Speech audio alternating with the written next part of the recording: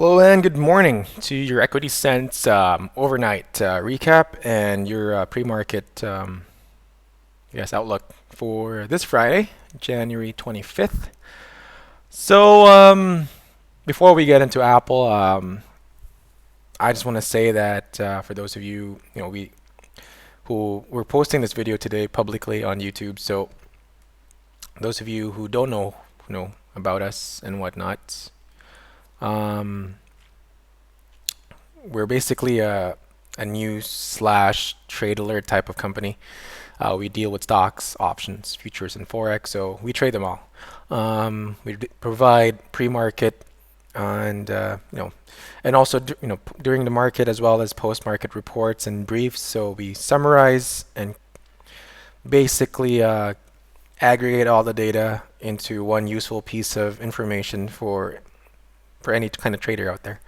So if you can always check us out. Today we are doing a 20% discount for Friday, so definitely check us out, www.equitysense.com, or you can see the link at the bottom of this video as well, and see if there's something we can help you with. We do have classes as well, so we have video classes, so web classes, as well as lecture style classes where you show up every week. So again, if you want to get better at the markets, you just can't do it from the books alone. I mean, we've been there, we've done that, and it's just not enough. I can honestly tell you that it's just not enough. So yeah, and it always helps to talk and see if there are other things that you can actually help yourself with. So we move on and we just look at Apple. I'll quickly go over this. The movement yesterday, so January 24th, Thursday, just after the earnings. Really, I mean, there's nothing else you can say. It was a perfect technical move. I mean, we dropped down to a nice Fibonacci level at 450, which is another VPOC, and we pushed higher to the next VPOC at 460, 465. Sorry, so 465, 466 was the next VPOC. Level of contention. This is from historical numbers, okay, not necessarily from yesterday. And after making a bottom of 450 yesterday, this is exactly the 23% retracement. Surprise, surprise, maybe. So after that, we also got pinned for the most part yesterday before we started dropping lower. Again, we were pushing new highs in the S&P, so sort of expected that they would try to get out in that strength, a lot of the people, market participants. And so we got that, and it kind of dragged everyone else down, Apple, Google, RIM, those guys. So outlook, what's going to happen for today, Friday? I mean, if this 450 doesn't hold, go with whole numbers, 440 and lower. We still don't think it's cheap. We wouldn't be buyers until it's probably 420, even less. That's kind of fair value if you put in the $137 billion they have, which is about 20%, 30% of their stock price. So, that's sort of where we think anyway. So our opinion as traders, both as traders and investors, trade accordingly. Those of you who are clients, you guys have been given all the levels, the VPOCs to look out for. So trade accordingly with Apple. Again, it's after earnings. If you're new to the market, you don't know how to play earnings, best to stay away until Apple kind of finds a consolidation base, because something as widely owned as Apple, I mean, today, again, there were lots and lots of people who own Apple, so there's margin calls were probably being done today as well, and other factors. And take note here, I mean, there hasn't been much being sold here. So this is probably the effect of the margin calls here, but there hasn't been much being sold. So that's the important part to take away. Not a lot of people also were taking covering from their shorts. So could be possible that they're still looking for more downside for Apple. So that's just from a volume perspective. So moving on, RIM. Let's just look at RIM quickly. Where do we see RIM? Again, we jumped yesterday on Thursday because of the Lenovo buyout. Absolutely ludicrous. It's like that rumor with Amazon, and then it didn't push through. For you to think that Canada would actually approve a Taiwanese takeover of RIM, that's a bit ludicrous. So RIM, for the most part, really has nothing running for it right now, except for this software, which is again a really foolish way of thinking that this software will be fixing the whole problem.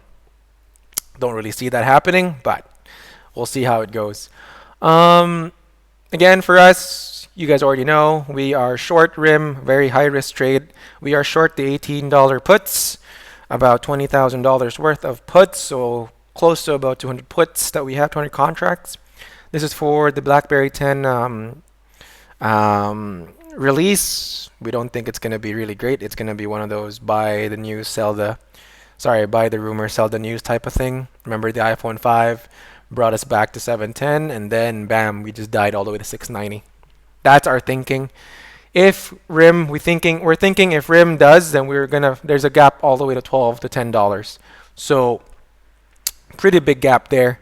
If it does happen, we're going to go down there and exit our 200 puts with at least $6 per contract profit. If not, $4 per contract's not bad. $20,000 to make 80,000. That's not too bad. So that's our idea moving forward. For those of you who think that the S&P 500 is dying because of what happened today from this 10-handle move, those of you who are students and took our classes know about the rules on how the S&P moves. So recall that, hint, hint, and you know that you're not going to get significant moves. There's always going to be a lot of reversion and whatnot. And this is what we played overnight. Time now here is midnight Pacific. So we played this move multi-bottom here at 1486-ish. Moved higher. Always rely on that overnight levitation.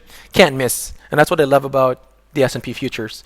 You just can't miss as to how it moves. So again, made money there. 3-4 handles higher. Did pretty okay. I wouldn't discount the bulls just yet, because looking at this chart, I know that yesterday's move was looking very bad, but look at that consolidation at double bottom around here at 2 p.m. Very, very, very, very strong. So don't discount that just yet. We wouldn't be bearish until we break below, quite possibly 1475, 1470. And I don't see that happening, considering the debt ceiling has been raised and temporarily suspended, and we're not going to see that for a while. And of course, our clients found out as well that I tweeted exactly this time around 80.15 that a break below 80.12 would confirm this head and shoulders, very perfect head and shoulders. So break below that, I would short it. We did short it and covered around 79.95. Did pretty well. Can't complain. This is the US dollar index. Again, we love it when these things just show up and just make it easy. Overnight, when you have the HFTs, it's perfect. I mean, they're like basically the gift that keeps on giving. Risk on sentiment. So after some positive data there from China as well as from Europe, we rose above, quote unquote, from 33.60 to 34. Remember our upside VPOCs on Euro USD. Just check your emails. You'll know what they are. USD CAD still continuing to look at this. We're very happy. We're finally above parity. We've been waiting for a while from this. So the only sad part is if you're earning in US dollars and you're going to Europe, best to kind of delay your plans for a while, because you're going to be hurting going out there. Next one is USD JPY. Again, we had Shirakawa, we had Abe. They are saying they will continue to fight deflation no matter what. They are basically telling you to rape them as much as possible. So here you go. We shorted the Japanese yen yesterday.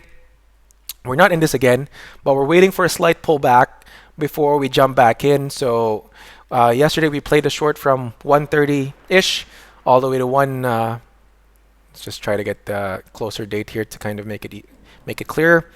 So 130, 113 all the way to 110. So we're happy. We're gonna leave it as well for a while, because I love the USD the JPY chart. Makes really nice patterns, you can see here. So again, if you're not a member, not a client, join us. You're not gonna regret it. We do a lot of good things for a lot of people. I mean, a lot of people who have joined us have improved drastically in what we do. So you got your market update for today, Friday, January 25th. Good luck and good hunting.